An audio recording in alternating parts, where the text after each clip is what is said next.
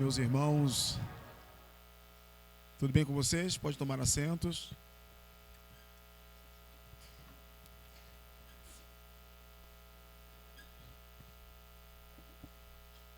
Graça e paz da parte de Deus por intermédio de Cristo seja com todos vocês, digam amém. Nós vamos orar pelos nossos filhos antes que eles desçam para serem ministrados. Pode trazer eles aqui, Mori, na frente. Levante as suas mãos em direção aos nossos filhos, às nossas crianças, você que pode. Pai de amor, nós oramos a fim de que todos os nossos filhos sejam fortalecidos na graça que há em Cristo Jesus, encorajados pelo seu doce Espírito. Ó Deus, que a compreensão, a mente e o coração das nossas crianças seja tocada pelo Evangelho, que eles permaneçam amando e servindo ao Senhor. Que o Senhor também abençoe e seja fonte de toda inspiração para o ensino bíblico, ó Deus, em nossas professoras, a fim de que elas, ó Deus, possam estar abençoando também as nossas crianças com a sua palavra. Assim nós oramos. Em nome de Jesus. Amém.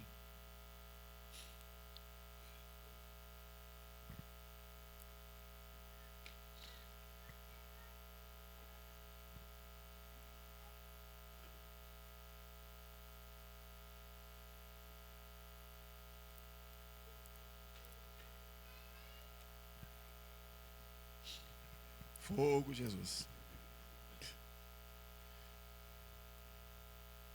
Meus irmãos, nós seguimos a nossa exposição nesse domingo e hoje trataremos com vocês da história de uma mulher que sofria de uma hemorragia uterina por mais de uma década. Há registros desse fato ou deste milagre nos 3 evangelhos, tanto em Mateus capítulo 9, Marcos capítulo 5 e Lucas capítulo 8, que geralmente é o texto e a narrativa que eu sempre utilizei para falar a respeito da mulher do corpo hemorrágico. Mas hoje eu quero com vocês relatar, por favor, ver o relato na perspectiva de Marcos capítulo 5, versículo 25 ao 34.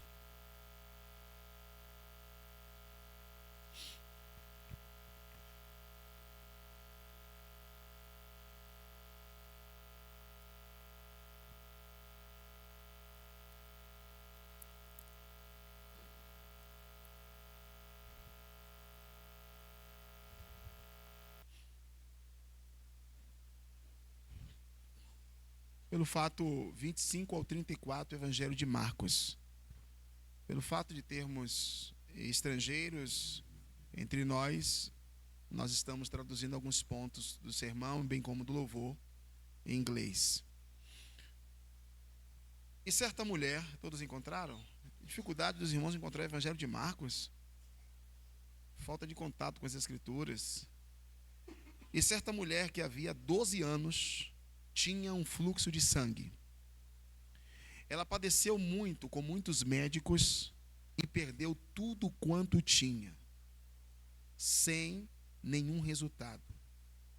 Porém, indo de mal a pior. Ouvindo então falar de Jesus, ela veio por detrás, entre a multidão, e tocou na sua roupa.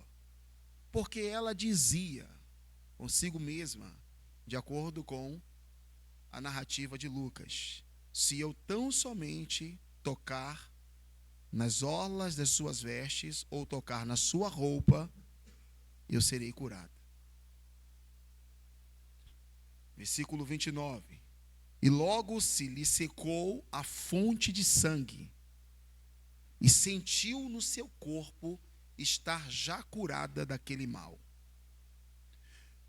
E logo Jesus, conhecendo que a virtude de si mesmo saíra, voltou-se para a multidão, versículo 30, voltou-se para a multidão e disse: quem tocou nas minhas vestes? E disseram-lhe os seus discípulos: mas o Senhor não percebe, não vê que a grande multidão te aperta e dizes: quem me tocou? E ele, olhando ao redor para ver a que isso fizera, ou quem lhe tocara, de repente, então, a mulher, que sabia o que lhes tinha acontecido, temendo e tremendo, aproximou-se e prostrou-se diante dele e disse-lhe toda a verdade. E ele lhe disse: filha, a tua fé te salvou. Vá em paz e seja curada deste mal. Deixa eu contextualizar o aspecto que antecipou este milagre, para situar vocês nessa história.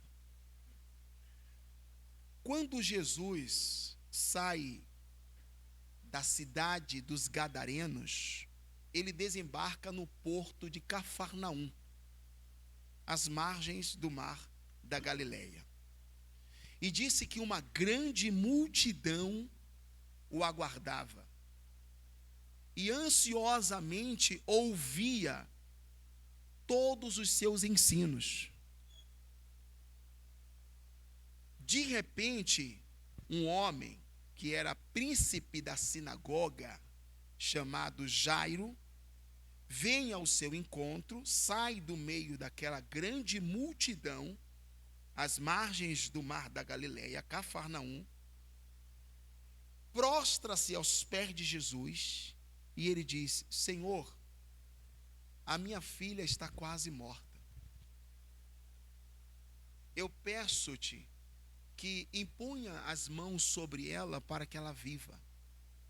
Quando Jesus ouviu isso do príncipe da sinagoga, é bom salientar que o príncipe da sinagoga era um homem que era responsável pela ordem litúrgica da sinagoga.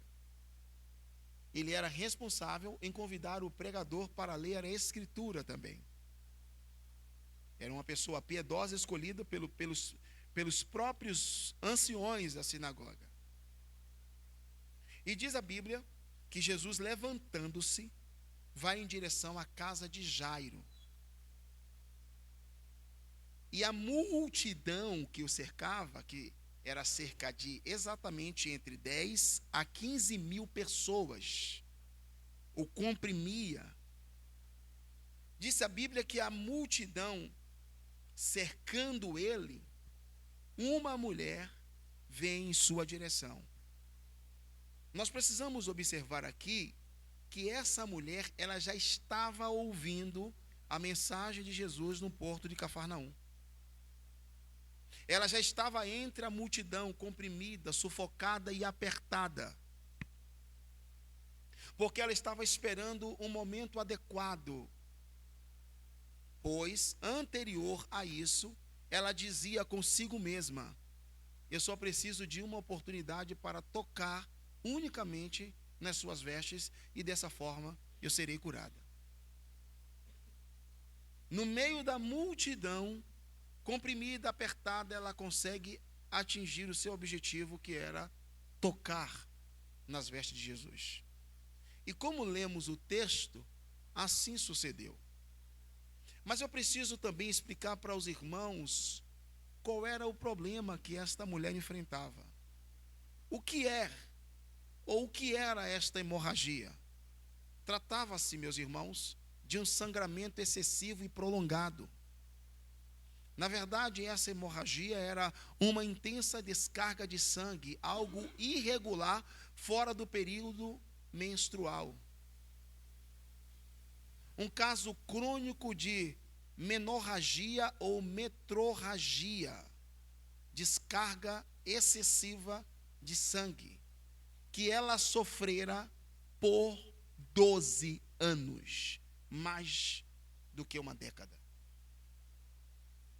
Naquele tempo, não havia tratamento para esse tipo de problema. Os médicos da época eram limitados e cobravam valores absurdos, ou seja, a mulher do corpo hemorrágico estava destinada também à morte. Qual era o quadro clínico desta mulher? Eu explico para vocês. Anemia gravíssima, que produzia fraqueza, fadiga e tontura. Palidez e cansaço, quadro clínico desta moça, que está comprimida e apertada no meio da multidão, esperando apenas um momento para uma audiência ou para alcançar uma cura. Perda de peso e desnutrição, ou seja, a aparência desta mulher era completamente deprimente. Dores pélvicas, que culmina, meus irmãos e irmãs, em um profundo sentimento de dor emocional. Todas essas situações abala emocionalmente essa mulher, produzindo depressão, ansiedade e isolamento social. Isso ainda não estou levando em consideração o aspecto financeiro, porque a Bíblia disse que ela investiu tudo o que tinha na medicina da época e não obtinha resultado algum. Pelo contrário, a sua situação ia de mal a pior. Ou seja, essa mulher também está numa extrema pobreza. Alguns comentaristas dizem que ela era rica e certamente perdeu tudo o que tinha. Então não há nessa história somente um problema de caráter patológico, mas encontramos também situações de ordem emocional, porque ela estava depressiva, porque ela estava ansiosa. Era uma vida completamente deprimente, era um isolamento, uma exclusão social, sem dinheiro, sem família, sem amigos. Há duas razões para este isolamento, o fato dela estar segregada. A primeira razão, por mau cheiro e vergonha. Compartilhamos sobre este assunto na nossa igreja caseira há 2 semanas atrás. E conversando com as irmãs do nosso grupo, uma delas me disse que, por um certo momento lá atrás, enfrentou algo semelhante por um período de 3 meses. E ela compartilhou comigo a despeito do odor, da vergonha, do mal-estar, desse sentimento horrível. Então, por essa razão, pela vergonha e pelo mau cheiro, por essa descarga de sangue que não cessa, essa mulher, ela se isola por uma decisão pessoal. Mas este não é o maior problema. Prestem atenção. O maior problema é o segundo, a segregação ou a exclusão cultural e religiosa. Porque ela foi banida, Nina. Ela foi excluída da adoração no templo, não podia.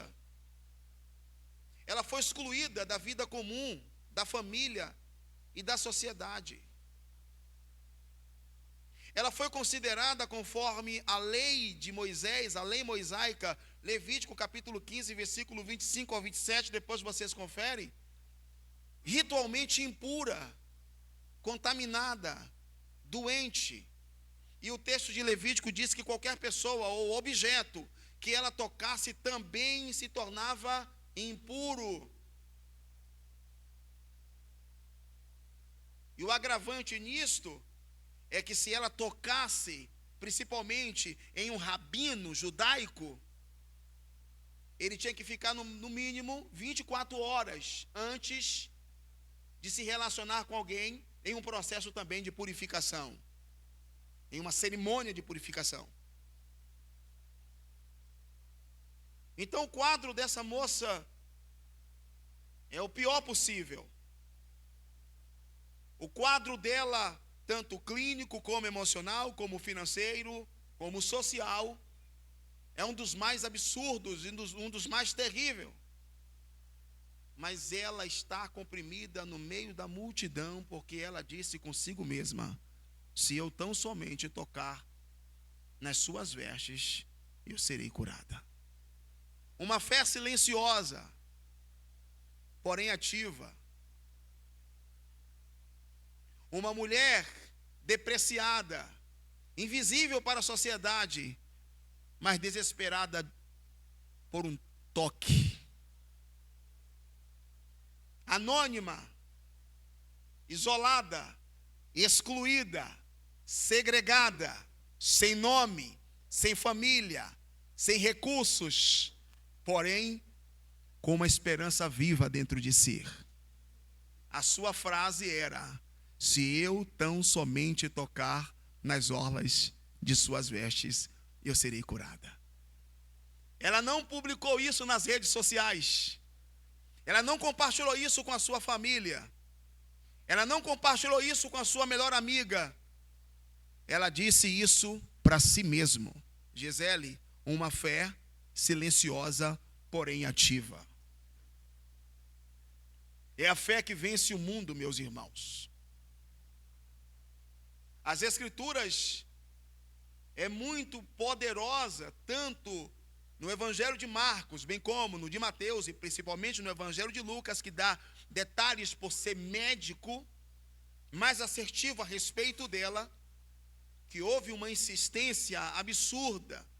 E nessa história, uma insistência para alcançar algo maior. E eu já explico para vocês que o objetivo central e final desta mulher, por mais que estivesse sofrendo, não era unicamente a cura do seu corpo físico.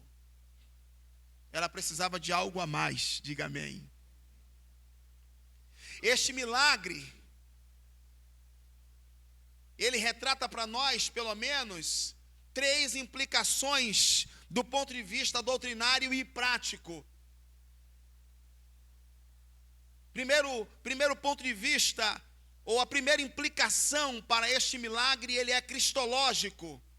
A segunda implicação, ele é eclesiológico. E a terceira implicação, ele é soteriológico. Então, nessa história milagrosa, nós encontramos as doutrinas fundamentais da fé cristã. A doutrina de Cristo, a doutrina da igreja e a doutrina da salvação. No que diz respeito à implicação cristológica, a doutrina de Cristo, versículo 30. Voltando-se para a multidão, disse Jesus: quem tocou nas minhas vestes? Pois de mim saiu poder.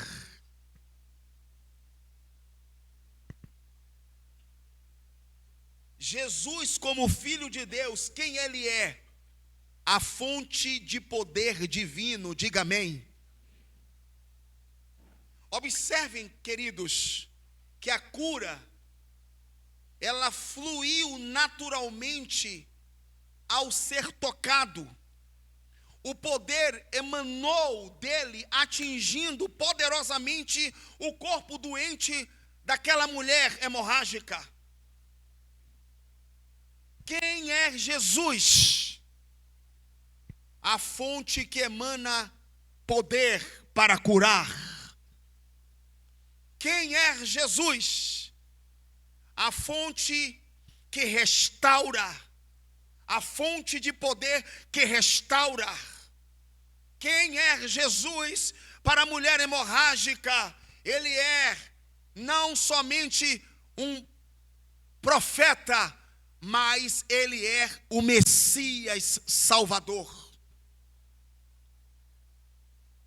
Jesus, para ela também, ele era o Senhor compassivo, e eu já explico. Por quê? Porque ele se deixou ser tocado por impuros e marginalizados. Quem é Jesus? Amigos aqui presentes, ele é superior à lei ritualística, porque ele toca os impuros sem se contaminar. A lei ritualística cerimonial dizia que se um homem ou um objeto fosse tocado por alguém impuro, ele também era contaminado e teria que se segregar, se afastar, se excluir por um período de 24 horas, até depois do estado de purificação pessoal. Mas no caso de Jesus, ele foi tocado por uma impura, digo amém. Mas Cristo, meus irmãos, ele inverte a lógica da exclusão. O impuro, a impura, toca no puro, na pureza, no poder. Na lei cerimonial, a impureza era contagiosa. Quem tocasse no impuro ficava impuro. Entretanto, com a mulher hemorrágica, Jesus inverte a lógica. Ele não é contaminado, mas sua santidade e poder transmite pureza, ao ponto de restaurar alguém que é impuro, doente e está destinado à morte. O que é que isso revela para nós? Que a santidade de Deus em Cristo Jesus, ela é transformadora e mais poderosa do que qualquer impureza. Jesus, ele mostra a sua autoridade sobre a lei, cumprindo o seu propósito de restaurar e resgatar o ser humano à comunhão com Deus. Por quê? Como dizia John Stott no seu livro A Cruz de Cristo, a obra expiatória de Cristo na cruz é a única ponte de tratamento entre Deus e os homens. Ao ser tocado, ele não é contaminado. Pelo contrário, ele contagia o impuro com pureza. Ele libera poder para resgatar e para restaurar. Ele cura o doente. Ele ressuscita alguém que está espiritualmente morto. Efésios capítulo 2, versículo 1: estando nós mortos em nossos delitos e pecados, e vivendo uma vida deliberada no pecado, sendo guiado e controlado pelo príncipe das potestades desse tempo, Cristo nos dá vida. Por quê? Porque ele é o caminho, a verdade e a vida.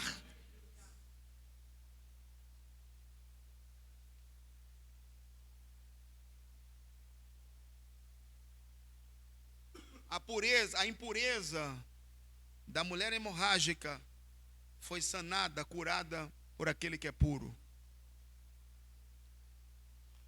por aquele que é santo, por aquele que é Deus. A encarnação de Deus está entre nós. O Deus encarnado, o Verbo vivo, a ponte de relacionamento entre Deus e os homens. Cristo. Implicação eclesiológica, versículo 33 e 34, observem comigo. Então a mulher, que sabia o que tinha lhe acontecido, temendo e tremendo, aproximou-se e prostrou-se diante dele e disse toda a verdade. E ele a chama de filha. Prestem atenção aqui. Ele disse filha.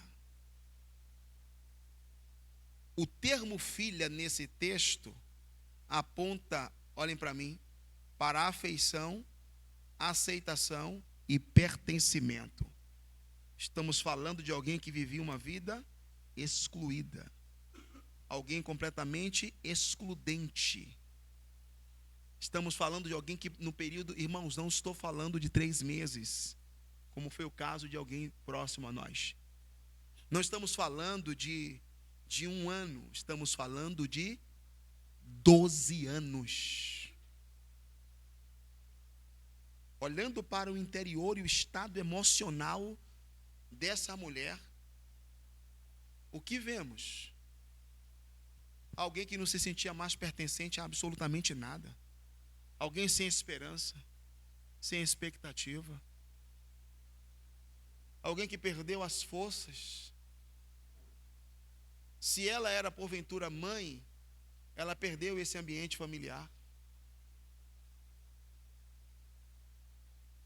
E de repente, ela ouve do próprio Deus dizer: filha. Foi a única mulher chamada desta forma em todos os evangelhos. Nenhuma outra foi chamada dessa forma. Porque Jesus estava restaurando a identidade, escute isso, e a consciência do próprio valor daquela moça. Deixa eu fazer uma aplicação breve. Uma das coisas que você não pode perder é a consciência do seu próprio valor. Isso é chamado de dignidade, porque Jesus restaura a dignidade dela. As circunstâncias externas e as dores as quais nós enfrentamos na vida, os danos, as perdas, o sofrimento, eles geram exatamente essa consciência de indignidade. Eles geram dentro de nós esse sentimento de que nós não pertencemos, de alta desvalorização de si mesma. Ou seja, deixamos até de nos amar. E foi exatamente a condição dela. Mas quando Jesus a chama de filha e devolve certamente esse sentimento de pertencimento, de valor, a primeira coisa que acontece na vida dela é a restauração da sua identidade. Você já se viu perdido assim, sem saber para onde ir ou quem você é? Mesmo estando aqui dentro da comunidade, dentro da igreja, sendo filho de Deus. E às vezes estamos cercados por tantas situações difíceis, enfrentando o colapso interno, uma crise avassaladora no nosso interior, por problemas dos mais variados. E alguém no nosso meio aqui que foi diagnosticado certamente por uma doença crônica como a dela, que não há uma resolução na medicina. Eu já tive atendimento aqui com os irmãos que foi supostamente diagnosticado com câncer, e eu senti o desespero das pessoas, porque é um prenúncio da morte. E não somente câncer e tantas outras enfermidades dos quais os irmãos, às vezes, nós somos diagnosticados. E na hora o chão acaba. Mas esse é o momento onde você precisa olhar para dentro de si e dizer: se eu tão somente. Amém ou não amém? Então você não pode de forma alguma perder de vista a sua identidade ou a consciência de valor próprio. O Evangelho é um lugar de pertencimento, digo amém, de aceitação e de acolhimento. A comunidade de Jesus é um lugar onde os excluídos são acolhidos, os fracos são fortalecidos, os caídos são erguidos, os perdidos são encontrados e os pecadores são perdoados. A igreja é a comunidade dos acolhidos, dos aceitos e dos perdoados. As Escrituras nos dão essa segurança. A igreja é a comunidade dos filhos, porque nós temos um pai. Quem está comigo, diga amém. O próprio Jesus nos ensina: Pai nosso que estais nos céus. Então não é meu pai, é o nosso pai. Não é o pai dele somente, não, irmãos. é o nosso Pai. Olhem para mim. E se Ele é o Pai nosso, é porque nós somos irmãos. Não existe um Pai nosso sem irmandade. Como também não há uma irmandade cristã sem um Pai nosso. Então, se Ele é o Pai nosso, nosso Pai celestial, nós somos irmãos. E se vivemos como irmãos, então, e se somos irmãos, devemos viver como irmãos, perdoando, acolhendo, recebendo, suportando, amando uns aos outros. Os que estão aqui, digam amém. Somos uma igreja acolhedora, e essa é a razão pela qual devemos seguir sendo uma comunidade onde as pessoas feridas podem chegar aqui e serem tocadas ou tocar em Cristo através do seu evangelho. Somos uma igreja onde há espaço em nosso meio para os impuros, para os marginalizados e para os esquecidos, e todos nós precisamos ter essa viva consciência, uma vez que temos também uma viva esperança, de que todos os que entram aqui precisam se sentir aceitos, acolhidos e amados. Por quê? Porque o Pai nosso nos acolheu, nos perdoou e nos amou. Eu não estou falando de você ficar sentado esperando isso. Eu estou falando para os nascidos de novo, os que experimentaram da graça divina, o novo nascimento, precisa desenvolver essa prática de receber as pessoas, de acolher as pessoas, principalmente aquelas que estão às margens e esquecidas. Os que estão comigo aqui, digam amém. A igreja precisa praticar isso. Senão ela não é igreja. Escutem-me. Senão ela não tem um Pai Nosso. Implicação soteriológica. Versículo 34. Depois que Jesus disse para ela: filha, a palavra foi: a tua fé te salvou. É a fé salvadora, meus irmãos. A cura dela é um sinal da salvação. A palavra salvou nesse texto, ela, do grego sozo, ela tem um sentido de salvar espiritualmente. Lembra que inicialmente eu disse para vocês que o alvo da mulher do corpo hemorrágico não seria somente a cura física? Eu explico por quê. Se o objetivo dela era tocar nas vestes de Jesus, no meio daquela multidão que apertava ela, eu não sei como ela encontrou tanta força, uma vez que ela não tinha mais, devido ao esgotamento físico. Eu não sei onde ela encontrou tanta disposição, uma vez que ela sentia profundo cansaço em virtude da descarga de sangue que excessivamente era liberada pelo seu corpo. Eu não sei como ela conseguiu suportar aquelas 15 mil pessoas que sufocavam, e todas elas ali, deixa eu dizer para vocês, queriam uma audiência ou alguém estava buscando alguma coisa com Jesus. Há uma guerra ali de quem tocava, de quem recebia uma bênção, um milagre. Como essa moça encontrou? Olhem para mim, unicamente graça.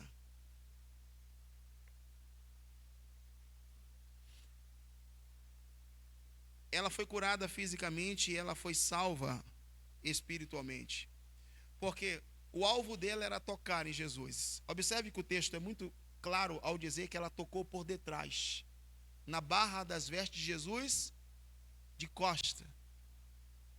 A relação de milagres pode ser de costas. Para as igrejas e os irmãos interesseiros e as igrejas que pregam o tempo inteiro que Jesus vai oferecer unicamente milagre, isso pode acontecer, porque ela foi curada a Jesus estando de costas. Existem igrejas e grupos E pessoas que o relacionamento deles com Cristo é justamente desta forma. Eles alcançaram a graça e o milagre pelas costas. E para alguns isso está suficiente, sabe por quê? O meu interesse foi atendido.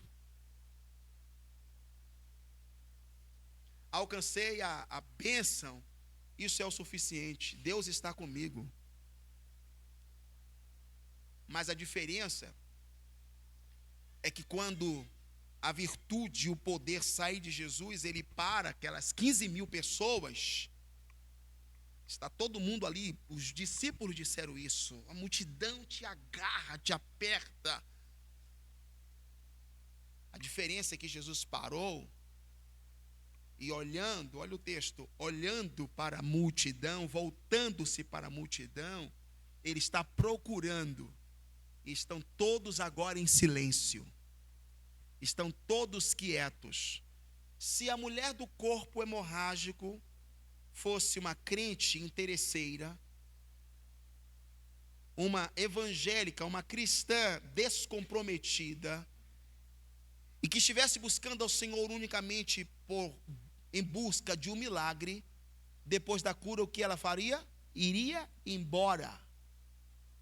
Mas a Bíblia diz que ela permanece.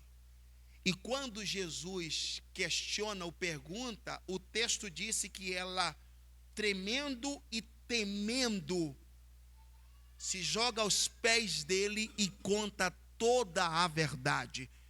E nós não fazemos isso, mas repete comigo, ela contou toda a verdade.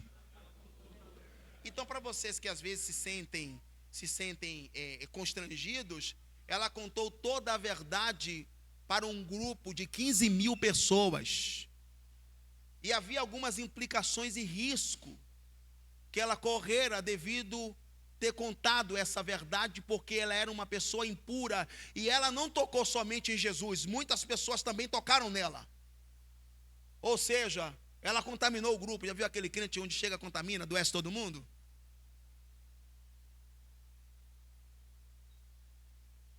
Vocês estão querendo rir para mim por quê?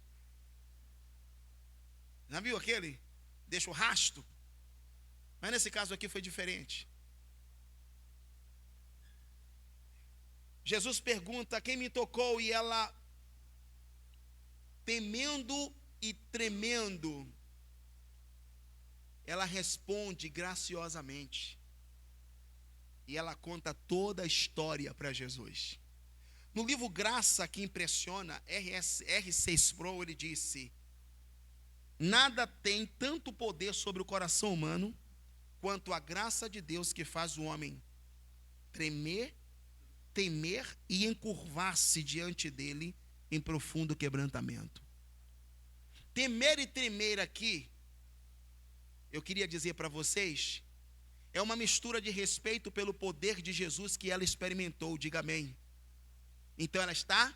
Eu sempre olhei esse texto, já preguei inúmeras vezes, mas eu não entendia esse temer e tremer até que eu compreendo a partir de uma leitura de um livro. Uma mistura de respeito pelo poder de Jesus que ela experimenta. Mas havia também o medo de quê? Das implicações sociais. Afinal de contas, ela era impura e tocou no sagrado. O profano toca no sagrado. Então ela sabia das implicações. O impacto emocional também por ter recebido um milagre tão imediato. Irmãos, olhem para mim. Quando ela toca, o texto disse que a fonte, ela sente no seu corpo que a fonte que jorrava sangue seca. Ela sente a cura. Então essa mistura de tocar, de ser curada e estar diante do Messias faz com que ela venha tremendo e temendo. Uma pessoa em temor diante de Deus, qual é o seu comportamento? Rendição completa. Foi exatamente o que ela fez. Ela se prostra e ela conta para Jesus tudo o que lhe havia acontecido.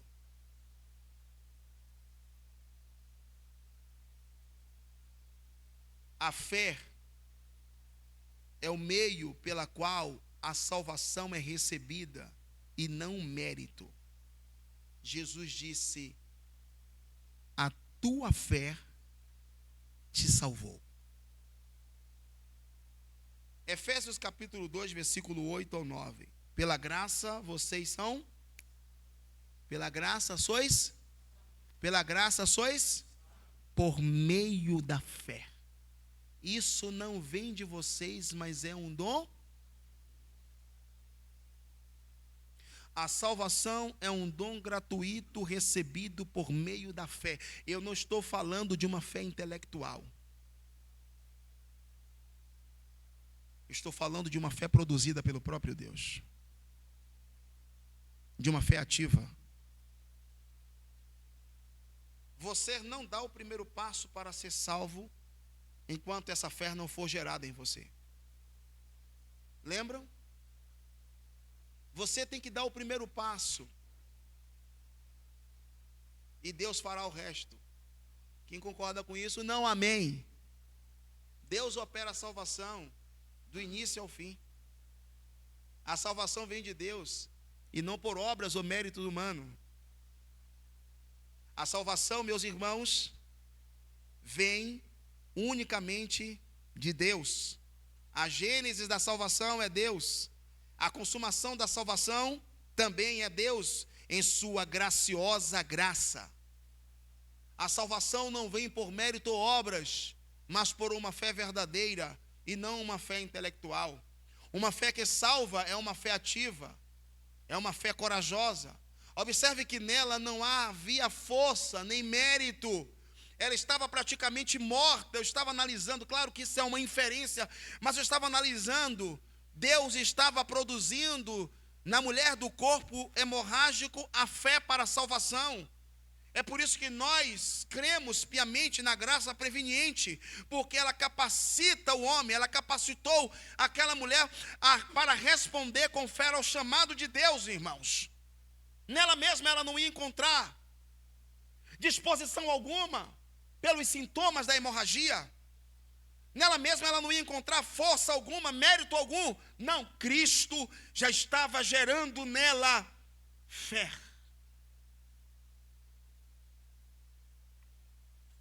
Se eu apenas tocar. Por quê? Porque o texto disse que ouvindo falar de Jesus, por onde vem a fé? Por onde vem a fé? E o ouvir a palavra de Deus. A fé não é produzida por outra coisa senão pelo próprio Evangelho, pelo próprio Cristo. Ele é o autor e o consumador da nossa. Serei sarada. Ela toca pelas costas e Jesus diz: quem me tocou? E ela prontamente se aproxima, temendo e tremendo, cai aos seus pés e conta toda a verdade. E ela recebe de Deus cura e salvação. Sozo, salvação completa. É exatamente isso que nós buscamos, meus irmãos.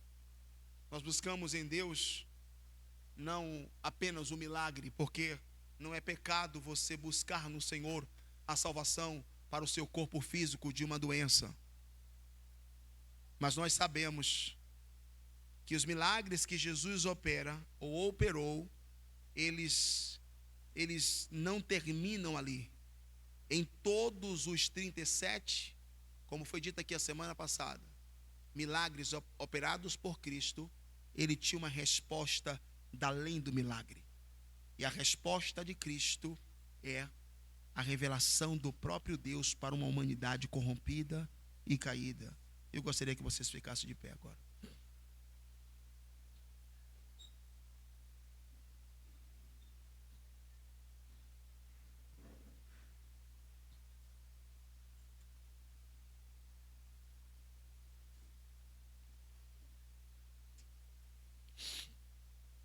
Espero que vocês tenham entendido as implicações doutrinárias para a nossa vida em prática nessa história de milagres. Ou, perdão, nas histórias de milagres que estão sendo compartilhadas em nosso púlpito nesses últimos dias.